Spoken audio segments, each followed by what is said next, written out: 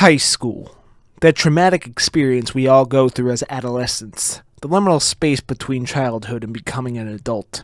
Some actually look back upon this time with fond memories.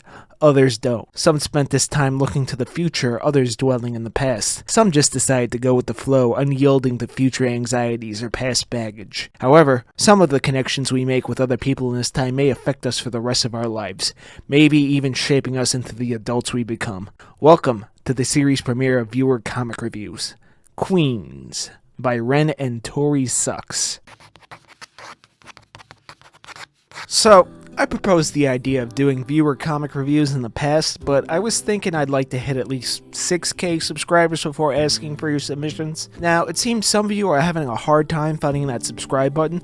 That's okay, fair enough, I get it, YouTube's always changing stuff, so I'll just give you this nifty visual guide. You see it right there? There it is. Yeah, see? Just give it a little tap. Just a little tap. Oh, and while you're down there, that like button should be glowing as I say hit the like button. I'm sure as I continue to say hit the like button will continue to glow. To make the like button stop glowing, because I'm sure the like button is flashing annoyingly right now, hit the damn like button. Like button. Anyway, I was just in my channel's Discord, link in the description, and I floated this idea and some of y'all already sent them in before I hit the milestone, so what the hell, let's just start. This series is on a first come first served basis. I will get to all of them. More on how to send them in at the end of the video. As for now, let's talk about Queens. So, this was sent in by viewer Ren. The story is called Queens, and Ren stated that it's a high school slice of life comic they've been working on for over a decade. First of all, before we even look at it, I must applaud the dedication. You know, I have an immense respect for someone that dedicates himself to a project that long, even if I don't end up liking it myself, hence One Piece. I ain't reading that, but props to Oda, you know? So, synopsis from the Comic Fury page, quote, Daniel is a new student from London that moved to Queens High School in New York. Wishing for a quiet life, he is unfortunately flung into the spotlight on his first day. He makes friends but keeps them distant. He isn't willing to be too close to others. So, we have a dark and moody protagonist with a mysterious past moving into a foreign land. And it takes place in Queens, New York. Oh, that's why they call it that. This one's really becoming my patented channel meme, isn't it? Anyway, this is kind of like a teen drama story, the sort of thing you'd see like on the CW if you're familiar with their kind of programming. I'll admit, going into it, these kinds of stories aren't really my thing, but I decided to give it a fair chance. So, how was it? So, Queens revolves around the friend group of Amelia, Kat, Marco, and main character Daniel. The story opens up with a fight scene. A bully is beating up some nerd, and Amelia jumps in to defend said nerd.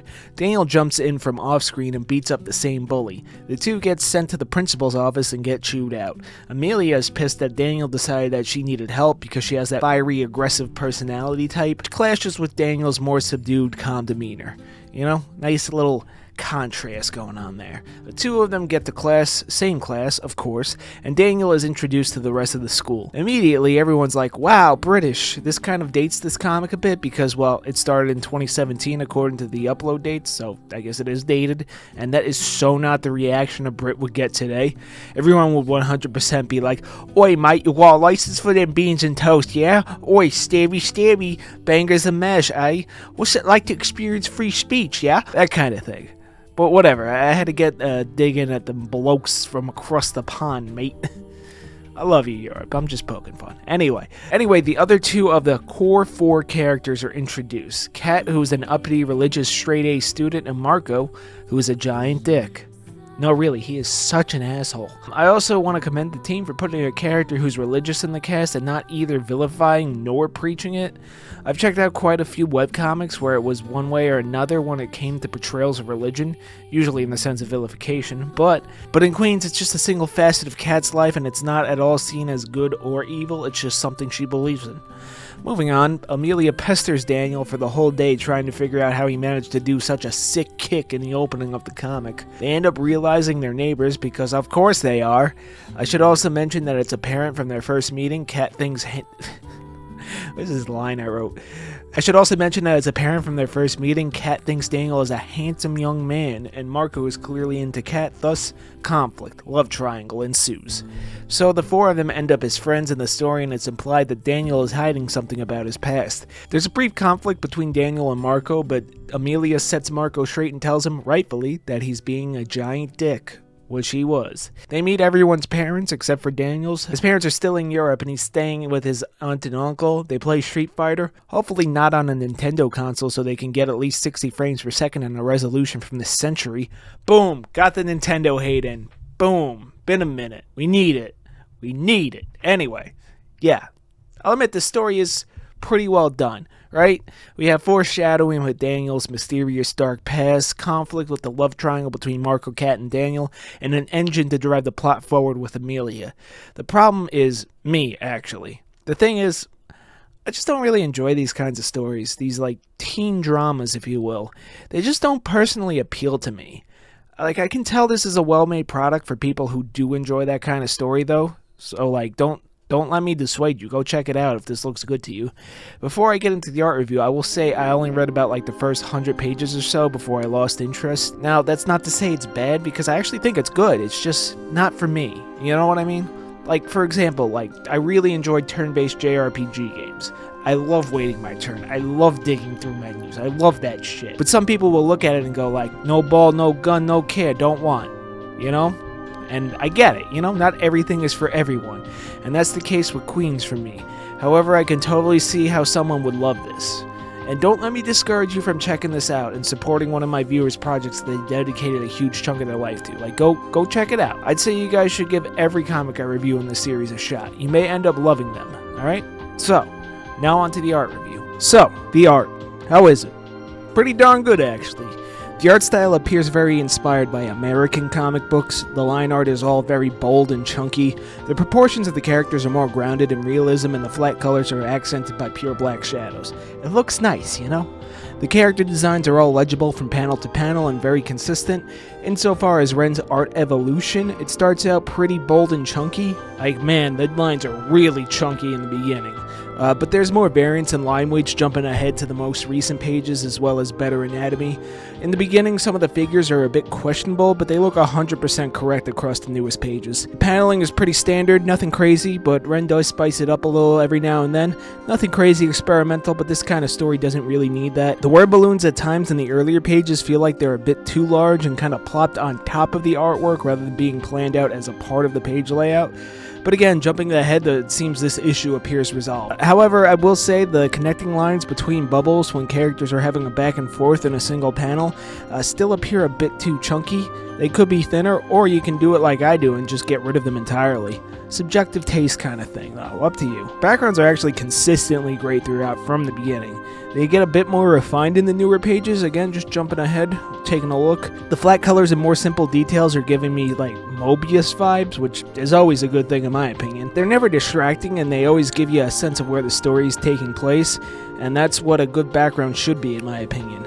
Honestly, I should take some notes here for my own comic. Excellent background work. There was a clear improvement from the beginning to the current pages. Artwork is at a professional level now. Great work. Keep it up. So now we come to the newer segment of my comic reviews called Praises and Pain Points. Praises to encourage the creator to keep going, and pain points to help work on anything that the creators may be struggling with. And remember, as always, this is just my own subjective opinion. You can take it or leave it, up to you. So, for the praises, the art is quite good and gets better as it goes along. Character designs are highly legible, panel layouts make sense, there are no walls of text, solid font choice. Ren knew what they were doing, you know? 2. The lines are so damn chunky. If you like chunky ass lines, Ren's got you covered. These lines are thick with like 5 C's.